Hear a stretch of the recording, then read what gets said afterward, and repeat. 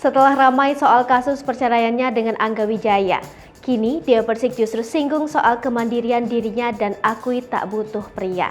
Diketahui, sebelumnya jika sosok Angga Wijaya belum lama ini telah menggugat cerai sang istri Dewa Persik. Namun, dengan perceraian yang terjadi, Dewa Persik justru mengungkapkan kemandiriannya yang juga seolah tak butuh pria serta makin menyinggung hal-hal sensitif lainnya terkait sebuah hubungan. Kini, Dewa Persik sendiri kembali melontarkan kalimat penohok yang menyinggung soal wanita mandiri yang merupakan sifat dirinya.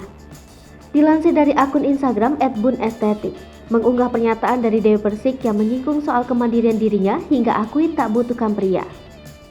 Dalam kesempatan itu, diketahui jika Dewa Persik melakukan singgungan tersebut saat tengah live di akun pribadinya.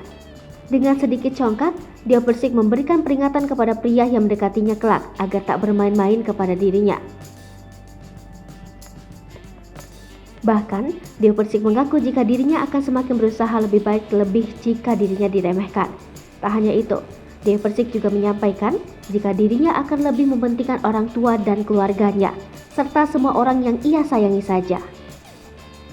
Atas pernyataan tersebut, Dewa Persik kemudian mendapatkan komentar dari netizen.